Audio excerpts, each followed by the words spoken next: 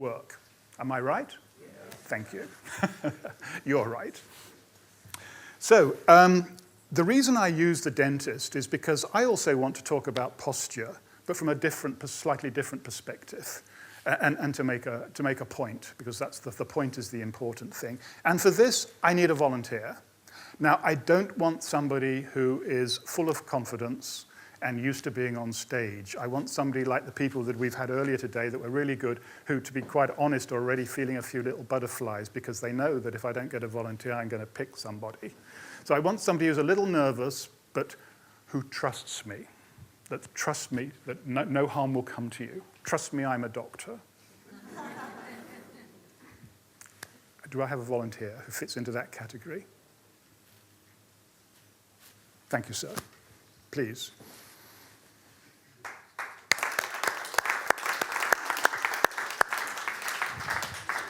Hi, John. Hi. How are you feeling now? A bit nervous. Turn around, because you've got to see don't look at their third eye. I want you to look in their eyes. And there's a camera there. Stare into the camera also. How are you feeling now? Still the same, but not too bad. Not too bad. Okay. Now, the reason why I mentioned you can look at me now. Right. The reason I mention the dentist is because most of us in this country, if you were sitting in a chair waiting to go into a dentist surgery, would you be nervous? Yeah. Would most people in this room be? Some not. You see, I made a mistake. I gave this presentation a little while ago in Portugal, and I talked about dentists, and I said, would you feel nervous? Nobody in the whole room felt nervous. It's a cultural thing. And so I had to rewrite my script on in the moment, because they actually like going to the dentist in Portugal. But most of us in this country, of our sort of ages, we've had some bad experiences, and they linger, don't they? Have you had a bad time with a dentist? Yeah, a bit, not too bad. Not too bad. Yeah. Have you had a root filling? Yeah. Yeah, and they push those things right up inside your nose. Why are you smiling? Yeah. Okay, now I want you to be an actor. Right. This is your chance to be a famous actor. You never know where this movie might end up, by the way, so give it your best shot. Okay. I want you to adopt the posture of somebody who is standing in the corridor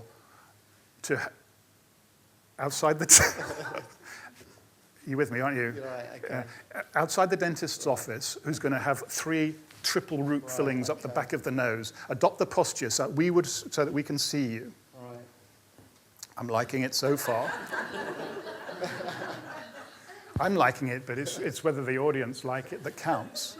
So we're looking at John. Now, what are we noticing? He's doing a great job, by the way. Now, what are we seeing in his posture? He's slumped. Yeah, naughty boy. Yeah, what else? Looking down. Why do you think he's slumped? Yeah, he's nervous. Yeah, who said that? Protecting. Yeah, please carry on. Because his arms are starting to come forward. It's as though he's Yeah. A million years of evolution has gone into this posture. He's basically protecting the bits that he regards as his most valuable.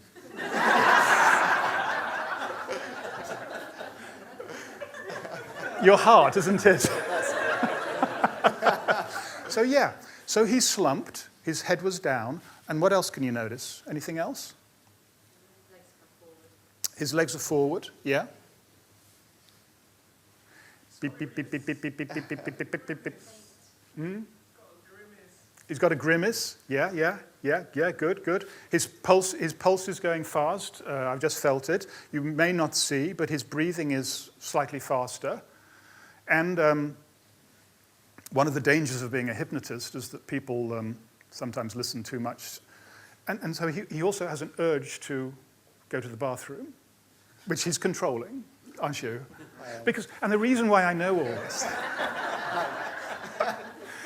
The reason I know all this is because when people are nervous, they have this chemical flying around their blood called adrenaline. And that's why he's adopting a protective thing. Because if a tiger was to come jumping into this room now, you would adopt the same thing. You get a surge of adrenaline, and they call it fight or flight. So in a microsecond, he has to decide, is he going to fight this tiger, or is he going to run faster than Usain Bolt without a false start? And that's what the adrenaline is for. But you see, it's no use right now, and it's no use when I'm on stage being nervous, because nobody's going to kill me.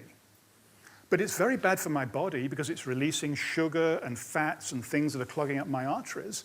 And if I have lived my whole life being nervous, I'm going to be more likely to have a heart attack, a stroke, suffer from anxiety and depression, and be very sad and boring.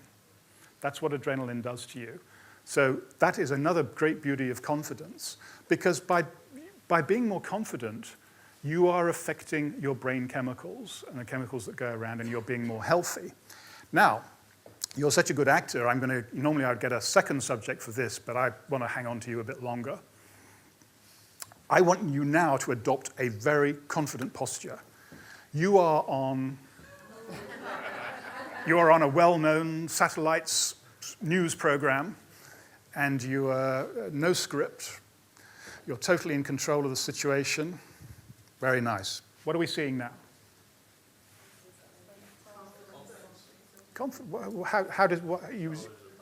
Yeah. What are you seeing that makes him look confident? Yeah. He's smiling. His pulse has dropped. Color. Frightened people go a pale color.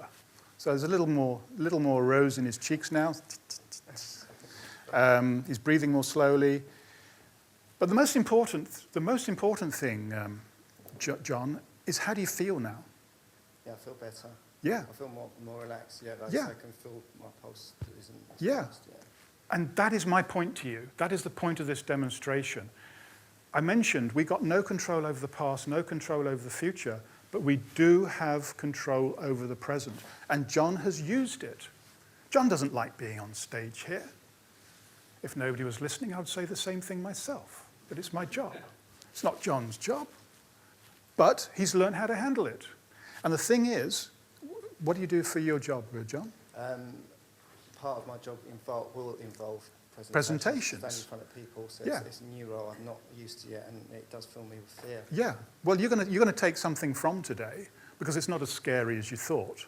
Yeah. Because you're running the what-ifs of your next future presentations at work. Believe me, I'll tell you something. I lived in the corporate world for quite a while. Nobody is listening to a word you say. Yeah. They're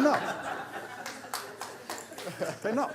They're thinking of what clever thing can I say next that the boss will notice. Because that's what people are. Yeah. As Dale Carnegie said, the reason why people are so difficult is that they don't think on logic, they think on emotions. We're all like that. So there you are, there's the confident person, and so there's some tricks, because you can fool your body. If you put your body in a confident posture, you will feel it. It's the physiology. If you put yourself into a nervous place, that's going to affect your body as well. So the scientists will say you can't control things like that, but you can. We've just seen it. Thank you very much, John. Good luck.